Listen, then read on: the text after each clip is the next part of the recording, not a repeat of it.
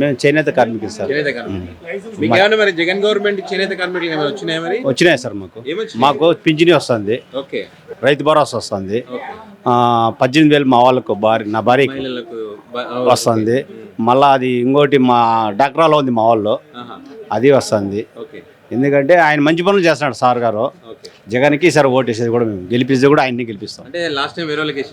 లేదు సార్ ఇతనికే అట్లా కాదు, ఈసారి కూడా ఆయనే గెలిచాలా అని మా ఉద్దేశం.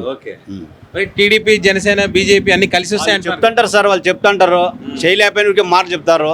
చెప్పేది వాటికి మేము అది చేస్తాం ఇది చేస్తాం చెయ్యాలి కదా. చేసి చూపిస్తే తెలుస్తుంది, ఊరికే చెప్పితే ఏం సార్ జగన్ చేసి చూపించాడంట అంతే కదా. ఇప్పుడు మళ్ళా కూడా చేసి చూపిస్తాడు. మీ ఎమ్మెల్యే గారు ఎట్లా ఉంది పనితీరు? పర్వాలేదు, బాగానే చేస్తున్నాడు, కార్యక్రమాలు బాగానే చేస్తున్నాడు. వస్తుంటాడు ఇక్కడికి మీ గ్రామాలకి? వస్తుంటాడు. మొన్న మా ఊరికి వచ్చాడు వంకరకుంటకు, వస్తుంటాడు. సమస్యలు చెప్తే వింటారా? వింటాడు. అట్లేం పర్వాలే, ఏందని కానీ సానుకూలంగా చెప్తుంటాడు. మీరు ఎప్పుడైనా పోయినా సార్. నేను చిలంతూరు గంగమ్మ పూజారిని, ఇక్కడ కొండ కింద పూజారి అయితే ఎందు పని పోయింటే ఇప్పుడు కలెక్టర్ అప్పుడు ఏందో మాట్లాడొచ్చింది, చేస్తాము లెప్ప అన్నాడు. ఎట్లా ఉంది ఊర్లో? మీరు తిరుగుతుంటారు కదా, ఏమనుకుంటారు పబ్లిక్? తిరుగుతుంటారు సార్. ఇప్పుడు ఎట్లా అంటే ఇప్పుడు కొంచెము ఒక రకం మాట్లాడతారు, నాకు వస్తే నేను మాట్లాడతాను, రాకపోతే అట్లా కాదు. ఆయన అందరికీ మీద, నాకు ఒకరికే కాదు అందరికీ చేస్తున్నాడు కాబట్టి మనం మంచిది అంటాము. నాకు వస్తే నేను ఒక మాట, ఇంకొకరికి వస్తే ఇంకో మాట మాట్లాడకూడదు. ఖచ్చితంగా మాట్లాడి నేర్చుకోవాలి, అంతే కదా. భగవంతుడు చూస్తూ ఉంటాడు, ఖచ్చితంగా ఆయన దేవుడు కల్పిస్తాడు. ఎట్లా ఉంది జగన్ గవర్నమెంట్ వచ్చిన తర్వాత మీకు ఏమన్నా బెనిఫిట్స్ వచ్చినాయి? బెనిఫిట్ వచ్చినాయి. ఏమొచ్చినాయి? ఫస్ట్ వచ్చి మాకు పింఛన్ పడింది మా భార్యకి, అదే 18,000 పింఛన్. ఆ తర్వాత ఒక కోటర్స్ ఒకటి ఇచ్చారు. ఆ తర్వాత మా భార్యకి ఇక్కడ ఇవి 2 కాళ్ళు నడుచుకొని ఉంటే 4 సంవత్సరాలు బాగా పడినాము. ఆ తర్వాత సార్ ఎక్కడ పోయినా 3 లక్షలు 4 లక్షలు అడుగుతుంటే ఎమ్మెల్యే సార్ తాకు పోయి, సార్ మాకు ఇట్లా రికమెండేషన్ చేయండి సార్ అంటే సరే అని మన సదర్ హాస్పిటల్లో ఆపరేషన్ సార్ చేయించారు. శ్రీధరెడ్డి సార్ ఎమ్మెల్యే గారే. ఆయన తర్వాత మాకు బాగా జరిగింది. మీరు పోయి చెప్పగానే ఆయన చేసినాడా లేకుంటే ఏమైనా తిప్పుకున్నారు? ఇబ్బంది పెట్టలేదు. ఫస్ట్ పోతానంటే ఒకే రోజే అయింది, అన్ని ఒకే సెకండ్ లో అయిపోయినాయి పని. అంతా ఏమి ఇబ్బంది లేదు, ఎవరు రికమెండేషన్ లేదు. ఒకసారి డైరెక్టర్ సార్ చేశారు, ఎవరు అడగలేదు, ఎవరు అడగలేదు. ఫోన్ చేశాను, పోతానంటే ఫోన్ చేశారు హాస్పిటల్కి. హాస్పిటల్కి పోతా అంటే సార్ మేము పంపించండి మీ కేసు గౌసియాకి, తర్వాత మేము తీసుకుంటాము చేసేస్తారు అంతే. Okay sir. సిద్ధారెడ్డి సార్ వస్తుంటారు ఇక్కడికి, ఈ ప్రాంతానికి? వస్తారు. ఏమైనా సమస్యలు చెప్తే వింటారా? వింటారు, బాగా వింటారా? నెంబర్ 1 గా వింటారు సార్, మళ్ళీ చెప్పేది ఏముంది, అంతే అంటారా? అంతే. ఇంకేమైనా వచ్చినాయి పథకాలు మీకు గవర్నమెంట్? అంతవరకే వచ్చాయి, తర్వాత నెక్స్ట్ తర్వాత ఆలోచన చేద్దాం, అంతే.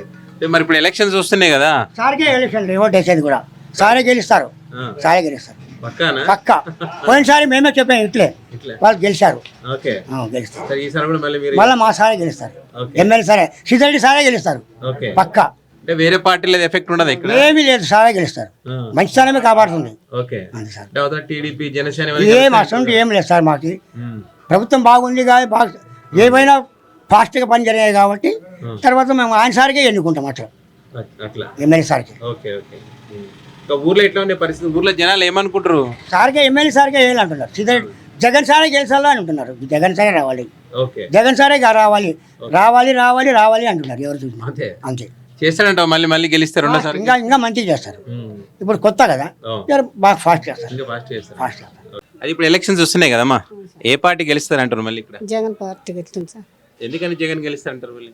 పథకాలన్నీ ఎక్కువ పెట్టినాడు, మేము బీదలం అంతా బాగా బతుకుంటాను వాని గురించి.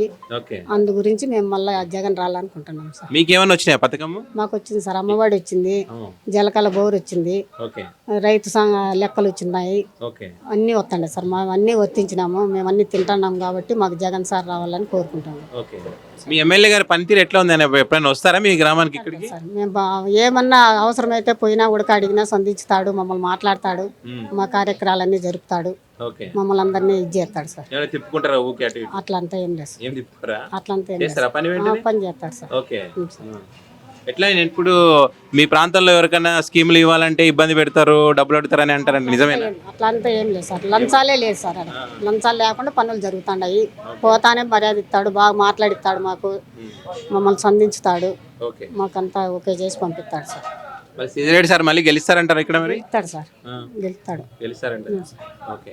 సో మీ ప్రాంతంలో మీరుండే కాలనీలు అక్కడ ఇంకెవరన్నా పథకాలు అందిన వాళ్ళు ఉన్నారా? దిండిగా ఉన్నారు సార్, మా కళ్ళ శాంజనం ఉన్నారు. ఉన్నారు సార్. అంటే ఇక్కడ ఎవరైనా వేరే పార్టీలు ఉంటే పథకాలు ఇయ్యారంటారు కదా, నిజమేనా అది? వాళ్ళు అనుకునే మా ఇది అంత తినే వాళ్ళు శాంజనం ఉన్నారు కదా సార్, వాళ్ళు ఇస్తుంటారు, మేము తీసుకుంటున్నాము.